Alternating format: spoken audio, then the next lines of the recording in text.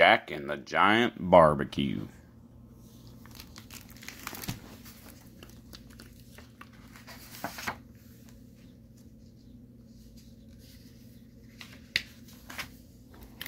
Once upon a time, there was a boy named Jack who loved barbecue. He would ride his pony across the mountains of West Texas for a taste of really fine ribs or sausage.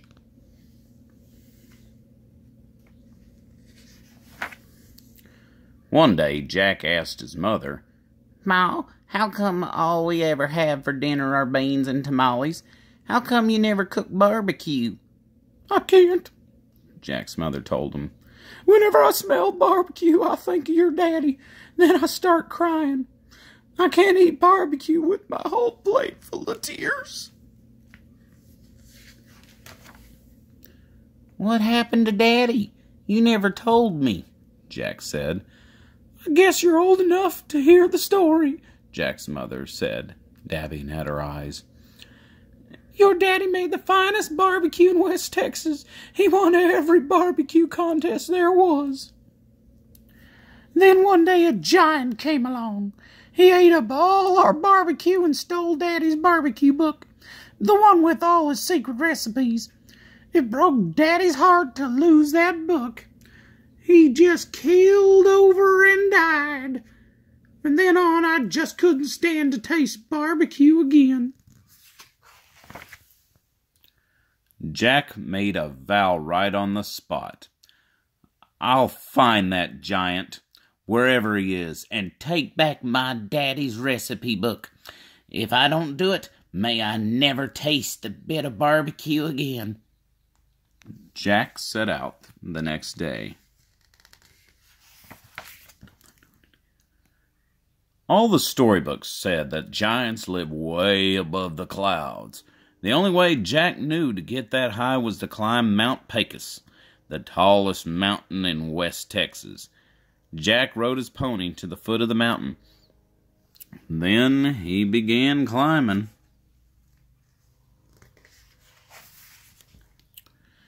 Jack climbed until he reached the mountain top. He stepped onto the clouds and started walking. Soon he began smelling something smoky and sweet, with just the right hint of vinegar and spices. Barbecue. Jack followed the barbecue smell as it grew stronger and stronger. It led up to a beat-up old shack as big as a football field and as tall as a 10-story building. The sign on the front should have read, "Giant's Barbecue," but the G and the Q had dropped off long ago. Now all it said was, "Giant's Barba." The rest of the place didn't look much better. Shingles were falling off the roof. The windows were broken. The door drooped on its hinges. The patio and parking lot were a sea of trash. A tornado hitting this dump would be an improvement. He pushed open the door and walked inside.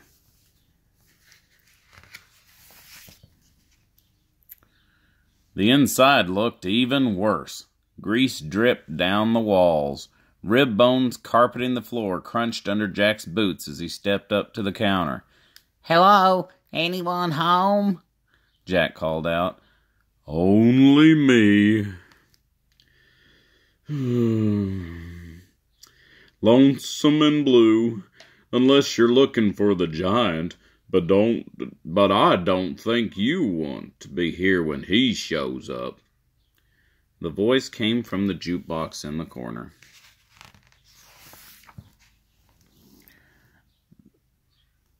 "That giant stole my daddy's recipe book," Jack told the jukebox. "I aim to get it back. Will you help me?" "Count on me to stand by my man, or boy," the jukebox said. "I hate the giant. He promised me a mansion on the hill. Said I'd be the happiest girl in the whole USA. Instead, I ended up somewhere over the rainbow. He won't even listen to my music anymore." The jukebox shed a tear. "You bet I know where your book is. It's tucked between my 45s and slot D9, right between your cheating heart and Poncho and Lefty. Jack climbed inside the jukebox. He reached inside slot D9, but before he could get his fingers on the recipe book, he heard a pickup pull into the parking lot. A mighty big pickup.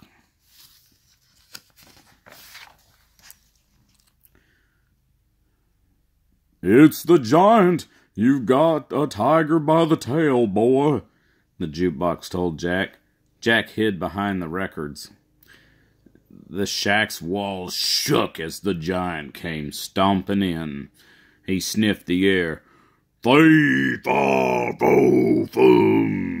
A Texas boy this way he's come. I'll dip him in salsa and pico de gallo, and I'll swallow him down for Cinco de Mayo. You're crazy, said the jukebox. Crazy for thinking anybody'd come in here. What you smell is trash. Why don't you clean it up? It's giving me the honky-tonk blues.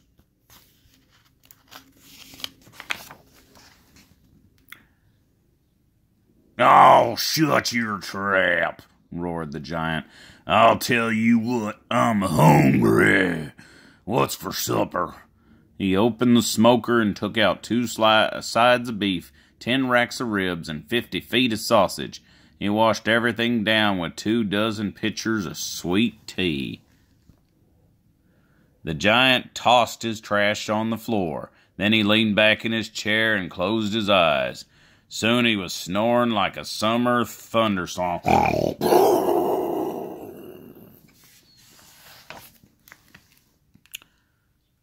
Did you get the book?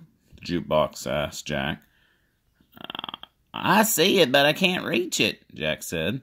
I'll need more time. Funny how time slips away. You better not be here when the giant wakes up, the jukebox said. Get me out of here and you can look for it later. How can I do that? Jack asked.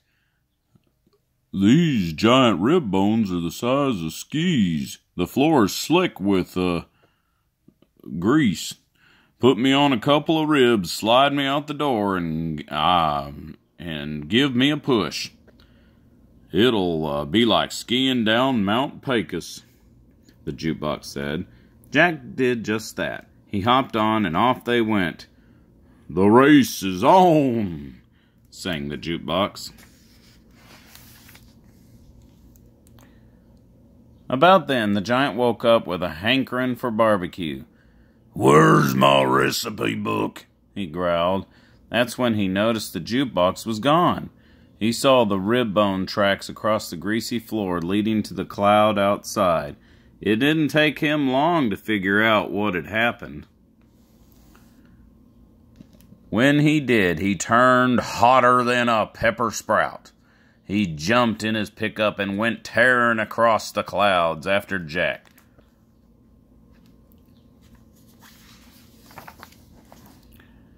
But Jack and the jukebox were flying. They zoomed right through the hole in the cloud and slid down the side of Mount Pecos all the way to the ground.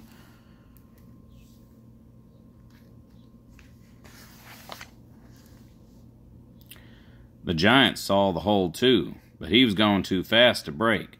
That giant pickup roared through the clouds and smashed all the mountains in West Texas flat.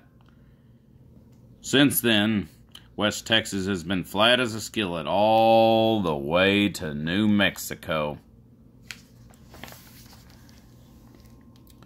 As for Jack, he opened his own barbecue shack. He serves the best barbecue in West Texas. The giant works for him. It was the only way he could get decent barbecue. Ma waits tables, the jukebox plays Hank, Patsy, Willie, and all the greatest country hits. If you're ever in West Texas, drop by. It's not hard to find. Turn left when you see the sign. You can't miss it. Just look for Jack's Giant Barbecue.